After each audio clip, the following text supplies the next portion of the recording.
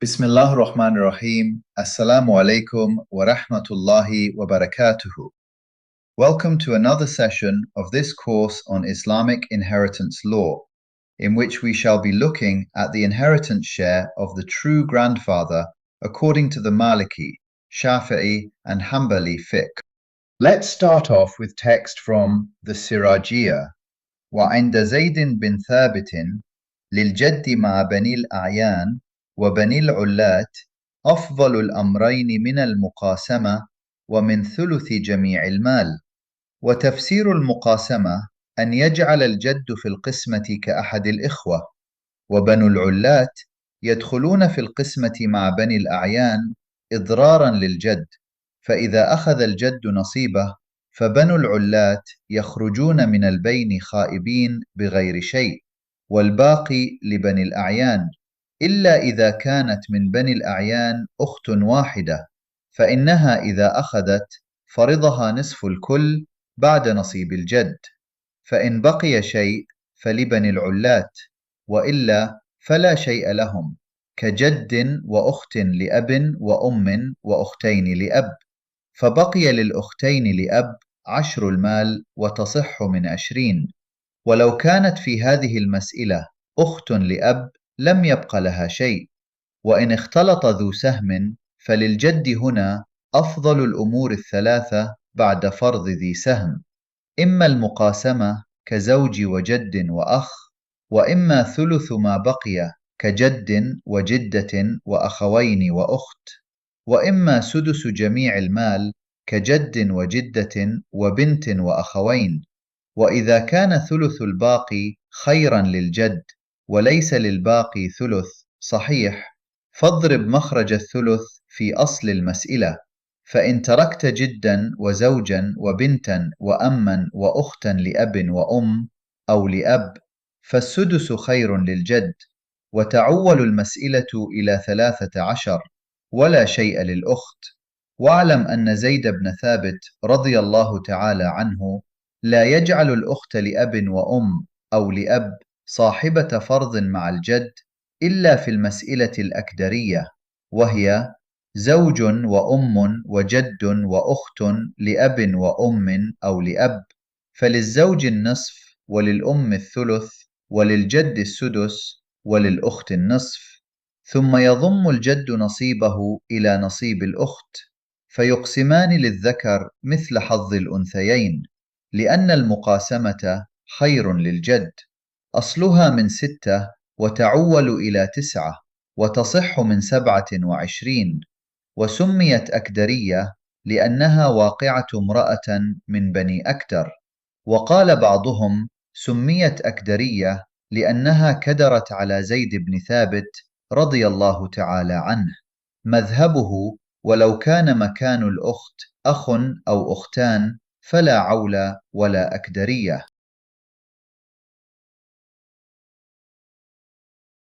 As we have already discussed in a previous session, a true grandfather, al-Jad as-Sahih, is a male ancestor between whom and the deceased no female intervenes. In other words, it is the father's father and his father above him, and so on. As long as the lineage runs purely through males, he is considered a true grandfather in Sharia. There is a difference of opinion among the Muslim jurists regarding the share of the true grandfather when collaterals are present, that is, full siblings or consanguine siblings of the deceased. The difference is due to the fact that the jurists differ as to who is closer to the deceased, the true grandfather or the agnatic siblings. According to Hadrat Ali bin Abi Talib, Zayd bin Thabit, Abdullah bin Mas'ud radiyallahu anhum, as well as Imam Malik, Imam Shafi'i, Imam Hanbalī, and the 2 renowned students of Abu Hanifa, Imam Muhammad and Imam Abu Yusuf, the full and consanguine siblings inherit jointly with the true grandfather. This is the view adopted by the Mālikī, Shāfiʿī and Hanbalī Fiqh. 2 methods have been put forward when the true grandfather inherits with the collaterals, meaning the full and consanguine siblings. We shall call these two methods the doctrine of Hadrat Ali bin Abi Talib radiallahu anhu and the doctrine of Hadrat Zayd bin Thabit radiallahu anhu. Let's firstly look at the doctrine of Hadrat Ali. In this doctrine, the collaterals and the true grandfather inherit along normal principles, but the true grandfather is given two advantage rules from which he can choose. Advantage rule 1 is that the true grandfather can choose to inherit as an agnatic brother. When the true grandfather inherits as a consanguine brother, the full sister will inherit as a Quranic heir. Advantage rule 2 is that the true grandfather can choose to inherit a fixed 1/6 of the whole estate. The second method, as we mentioned, is the doctrine of Hadrat Zayd bin Thabit radiallahu anhu. This method has been adopted by the Mālikī, Shāfiʿī and Hanbalī Fiqh. The doctrine of Hadrat Zayd bin Thabit is generally more favorable to the true grandfather than the doctrine of Hadrat Ali. Zayd's doctrine states that when inheriting with only collaterals, the true grandfather can inherit as one of the agnatic brothers or 1/3 of the whole estate. When inheriting with collaterals and other heirs, the true grandfather has the option to inherit as one of the agnatic brothers or take 1/3 of the residue of the estate or take 1/6 of the whole estate. Let's look at some example to see how the doctrine of Hadrat Zayd is applied in practice by the Mālikī, Shāfiʿī and Hanbalī Fiqh. I have decided not to cover Hadrat Ali's doctrine in this course because although it is used in some countries, it has not been adopted by any of the Islamic schools of jurisprudence. In the first example, you can see that the only heirs are the true grandfather and a full brother. When inheriting with only collaterals, the true grandfather can inherit as one of the agnatic brothers or 1/3 of the whole estate. It is to his advantage to inherit as a full brother, so he inherits equally with the full brother. Each inherits 1/2 of the estate. In this example, the only heirs are the true grandfather and 2 full brothers. The true grandfather can inherit as either a full brother or choose to inherit a 1/3 fixed share. Either option gives the same result. He inherits 1/3 of the estate and the 2 full brothers together inherit the remaining 2/3. In this example, the only heirs are the true grandfather and 3 full brothers. In this case, it is advantageous for the true grandfather to opt for the 1/3 fixed share of the estate, leaving the 3 full brother to inherit the remaining 2/3 amongst themselves.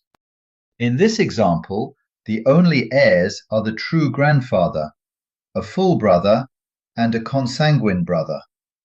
Again, the true grandfather can opt to inherit as a full brother or 1/3 of the estate. In this case, he inherits 1/3 of the estate either way. The full brother, being full blood, excludes the consanguine brother and inherits the remaining 2/3 of the estate. In this example, the only heirs are the true grandfather and a full sister. The true grandfather opts to inherit as a full brother, converting the full sister to a residuary heir. He inherits twice the share of the sister. So the true grandfather inherits 2/3, while the full sister inherits 1/3. In this example, the only heirs are the true grandfather and 3 full sisters. The best option is for the true grandfather is to inherit as a full brother, converting the full sisters into residuaries. As a full brother, he inherits the share of 2 full sisters. So the true grandfather inherits 2/5, while each sister inherits 1/5. In this example, the only heirs are the true grandfather, a full sister, and a consanguine brother. The true grandfather opts to inherit as a full brother, In the initial calculation, the consanguine brother is considered as a full brother.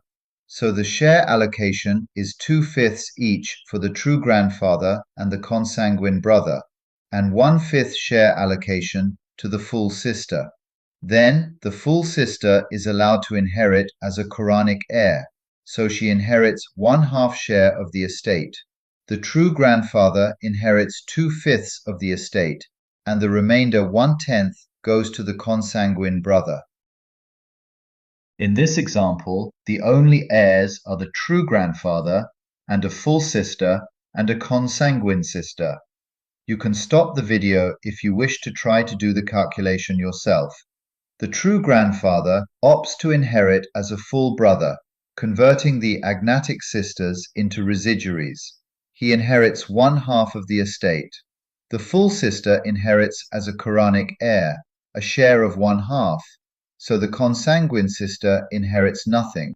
In this example, the only heirs are the true grandfather and a full sister and 2 consanguine sisters.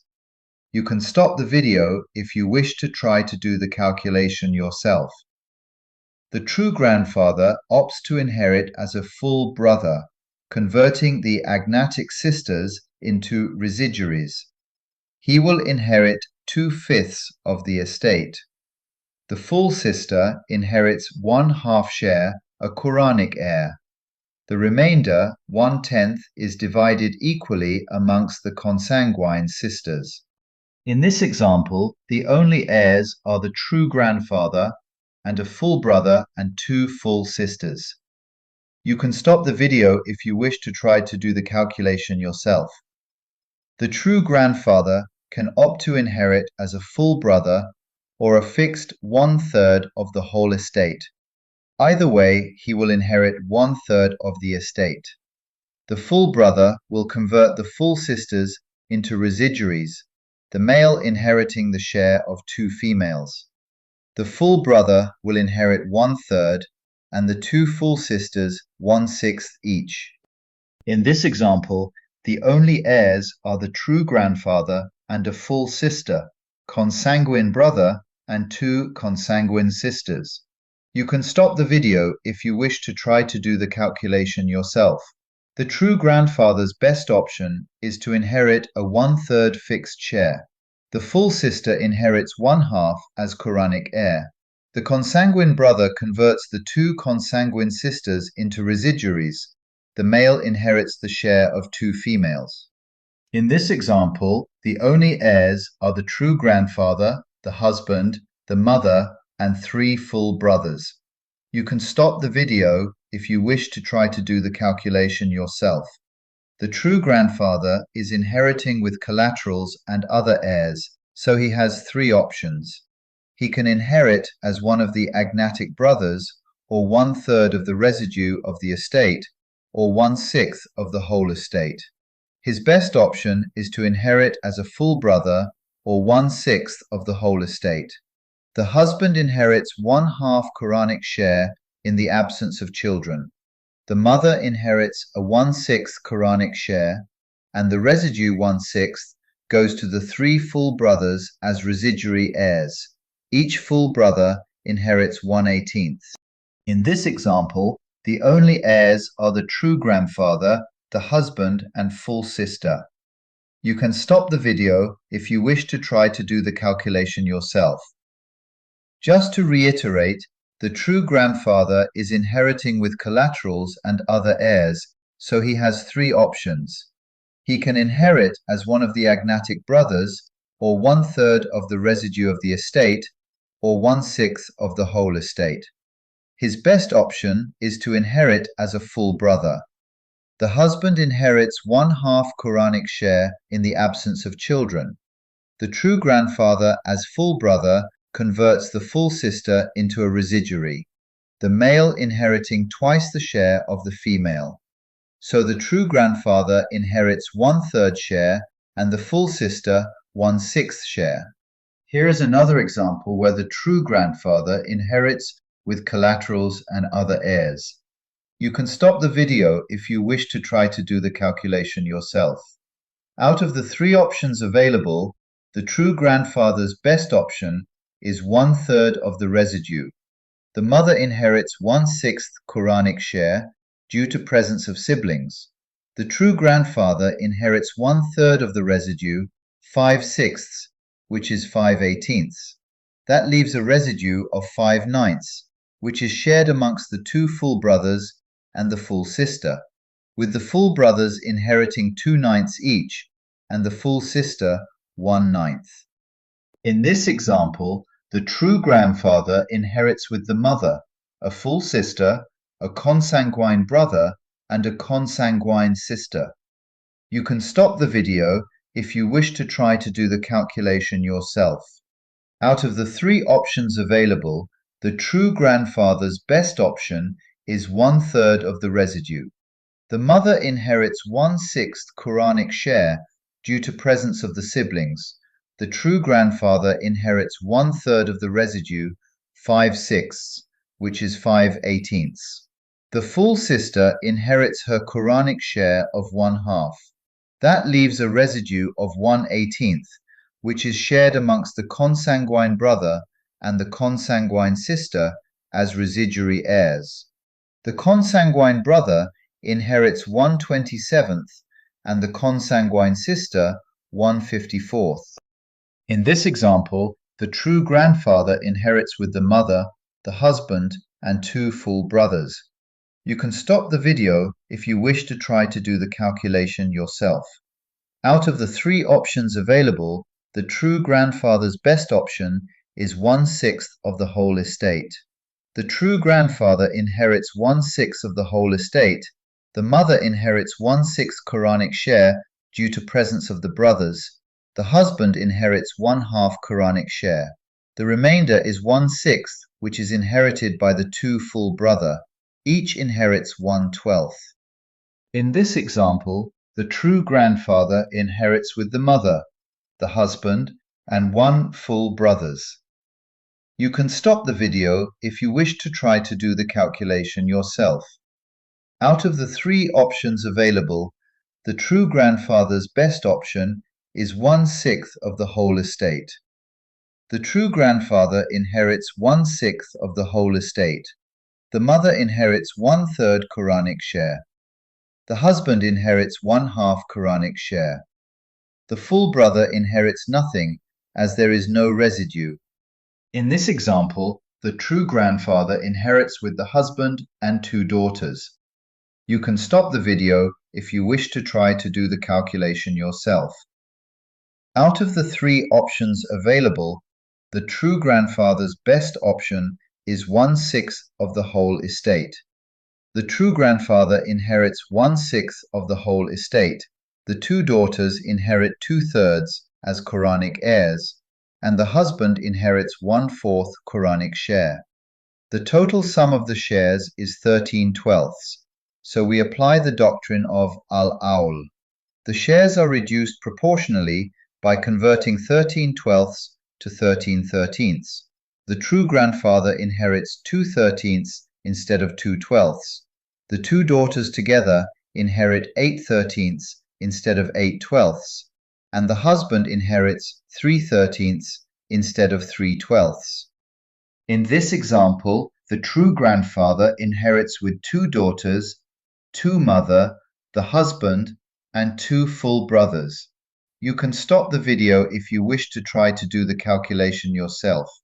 Out of the three options available, the true grandfather's best option is 1/6 of the whole estate. The true grandfather inherits 1/6 of the whole estate. The two daughters inherit 2/3 as Quranic heirs. The mother inherits 1/6 Quranic share, and the husband inherits 1/4 Quranic share.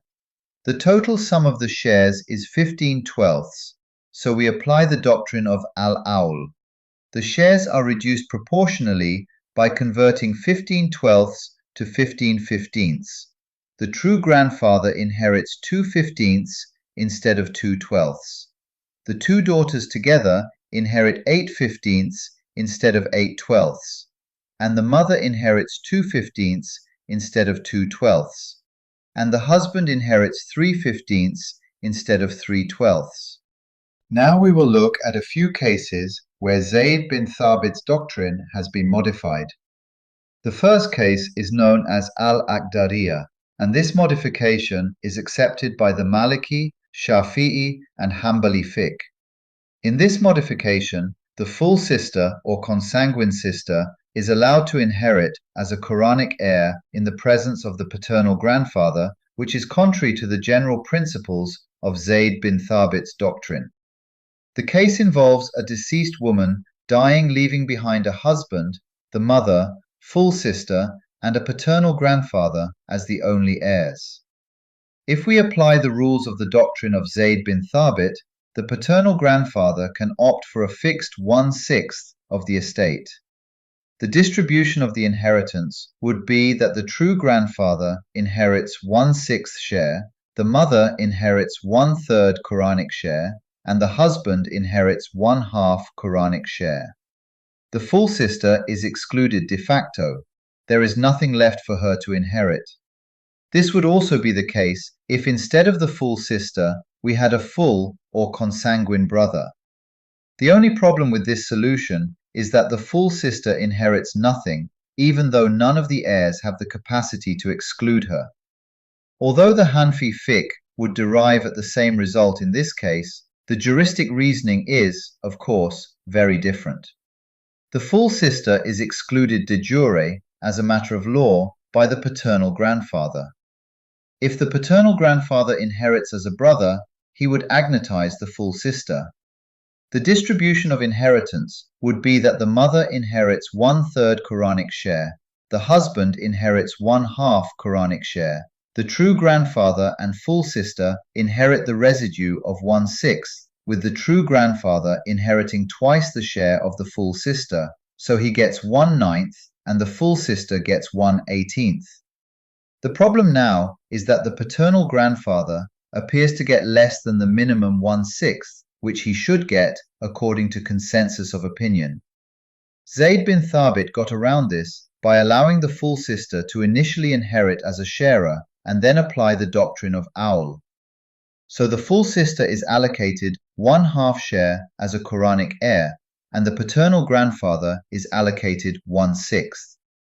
These two shares are added together, so 1/2 plus 1/6 equals 2/3, and then this is distributed amongst the true grandfather and the full sister. The paternal grandfather inherits as a brother, so he is given 2/3 of 2/3, which is 4/9, and the full sister gets 1/3 of 2/3, which is 2/9. The total sum of the shares is 9/6, so the doctrine of awl is applied. The final distribution of shares is that the true grandfather inherits 8/27, the mother inherits 6/27, and the husband inherits 9/27, and the full sister inherits 4/27. This is the solution adopted by the Shāfiʿī, Mālikī and Hanbalī Fiqh. The second case is known as al-Malikiyah. This modification to Zayd bin Thabit's doctrine applies only to the Maliki fiqh. Imam Malik deviated from the doctrine of Zayd bin Thabit in this case, where the deceased left behind a husband, a mother, 2 uterine brothers, a consanguine brother, and a paternal grandfather. If the paternal grandfather is ignored, the distribution of the estate would be mother inherits 1/6, the husband inherits 1/2, and the 2 uterine brothers inherit 1/3. There is no residue, so the consanguine brother inherits nothing. Now, if we bring in the paternal grandfather, the uterine brothers are excluded by the paternal grandfather, and the distribution of shares, according to the doctrine of Zayd bin Thabit, is that the true grandfather opts for a fixed 1/6 share. The mother inherits her Quranic share of 1/6. The husband inherits 1/2 share, and the consanguine brother inherits the residue of 1/6. Imam Malik excluded consanguine brother from inheriting in this case because he argued that consanguine brother should not benefit from true grandfather's presence, and also the uterine brothers are excluded The true grandfather should receive the whole benefit. After all, if there was no true grandfather, then consanguine brother would get nothing anyway. So according to Imam Malik, the distribution of shares in this case is that the true grandfather inherits 1/3 share, the mother 1/6, and the husband 1/2. The third case is known as Shiba al-Malikiyah. This modification applies only to the Maliki Fiqh and is also referred to as Ukht al-Malikiyah or quasi-Malikiyah. If we replace the consanguine brother with a full brother in al-Malikiyah case, let us remind ourselves of the al-Himariyah case, in which a woman dies, leaving behind the husband, mother, 2 uterine siblings, and 2 full brothers. The husband inherits 1/2 Quranic share. The mother inherits 1/6 Quranic share in the presence of the siblings. The 2 uterine brothers together inherit 1/3 Quranic share. As residuary heirs, the full brothers inherit nothing as there is no residue. This seems unfair, that full siblings inherit less than half siblings. Imam Malik and Imam Shāfiʿī have adopted the rule that when uterine siblings inherit with full siblings, they all share the 1/3 portion equally. This is called the Himariyah rule, which was discussed in the session on uterine siblings. Imam Abu Hanifa and Imam Ahmad bin Hanbal do not accept the Himariyah rule. The uterine siblings are given their full Quranic share of 1/3. Now let us introduce a paternal grandfather into the case, who, by law, excludes all uterine siblings. What is the situation for the full brothers who opted to inherit as uterine brothers when it was to their advantage? Are they excluded as well, or will they now reassume their paternal link and inherit as full brothers? Under Zayd bin Thabit's doctrine, the distribution of inheritance would be that the true grandfather inherits 1/6, the mother 1/6, the husband 1/2, and the 2 full brother the residue of 1/6. The Maliki jurists have decided that the full brothers in these circumstances must continue their role as uterine brothers and thus be excluded by the paternal grandfather. The distribution of the inheritance would thus be for the true grandfather 1/3, the mother 1/6, and the husband 1/2. As we've seen, the full brother has the power to totally exclude the consanguine brother and consanguine sister. However, the power of the full sister to exclude the consanguine brother and consanguine sister is restricted to the extent of making her own share up to 1/2. These 2 cases illustrate this principle and are known as al-Muqtasara, meaning abridged. In the first case, the deceased left behind a full sister, a consanguine sister, a consanguine brother, and a paternal grandfather. The initial allocation, strictly according to the doctrine of Zayd bin Thabit's doctrine, with the true grandfather opting to inherit as a full brother and the consanguine brother also being treated as a full brother for the initial allocation, is that the true grandfather and the consanguine brother are each allocated 1/3, and the full and consanguine sister allocated 1/6 each. The full sister is then given her Quranic share of 1/2, and the remaining 1/6 is divided amongst the consanguine brother and sister in a ratio of 2 to 1. So the final distribution is 1/3 for the true grandfather, 1/2 for the full sister, 1/18 for the consanguine sister, and 2/18 for the consanguine brother. In the second case, the heirs are the mother, a full sister, a consanguine sister, a consanguine brother, and a paternal grandfather. The mother is given her Quranic share of 1/6. The initial allocation of the remaining 5/6, strictly according to the doctrine of Zayd bin Thabit, with the true grandfather opting to inherit as a full brother, and the consanguine brother also being treated as a full brother for the initial allocation, is that the true grandfather and the consanguine brother are each allocated 5/18, and the full and consanguine sister allocated 5/36 each. The full sister is then given her Quranic share of 1/2. The true grandfather is allowed to keep his 5/18 allocated share. The remaining 1/18 share is divided amongst the consanguine brother and sister in a ratio of 2:1. So the final distribution is 1/6 for the mother, 15/18 for the true grandfather, 1/2 for the full sister, 1/54 for the consanguine sister, and 2/54 for the consanguine brother. This brings us to the end of this session. Inshallah, see you in the next one.